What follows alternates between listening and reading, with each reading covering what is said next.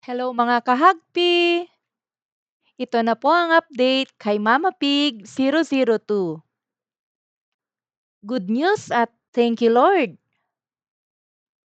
Ngayong araw, ating masasaksihan ang unang panganganak o first parity ni Mama Pig 002 dito sa Kikay Farm. Si Mama Pig 002 ay nagsimulang mag-labor ng alas 10 ng umaga at lumabas ang unang biik niya ng 2:30 ng hapon at natapos ng bandang alas 7 ng gabi. Si Mama Pig 002 ay nanganak ng healthy 12 piglets! Yehey! At ito ay binubuo ng 7 lalaki at 5 babae.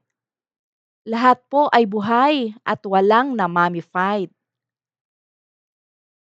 Ang tamang pag-aalaga at pagbibigay ng atensyon ay napakahalaga upang masiguro ang kaligtasan ng mga biik at ng inahin mismo.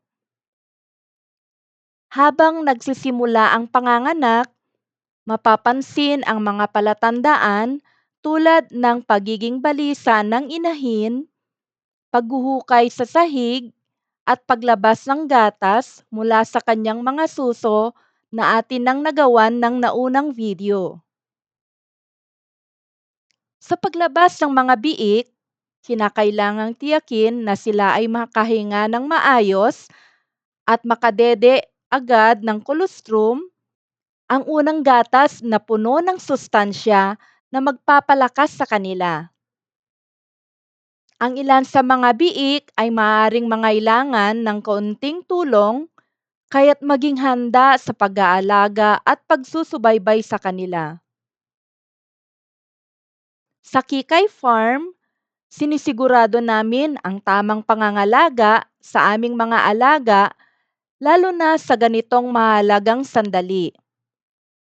Sa unang panganganak, mahalaga ang maingat na pagmamasid, sapat na nutrisyon, at tamang pag-aalaga sa inahin upang masiguro ang kanyang mabilis na paggaling at ang malusog na paglaki ng kanyang mga biik.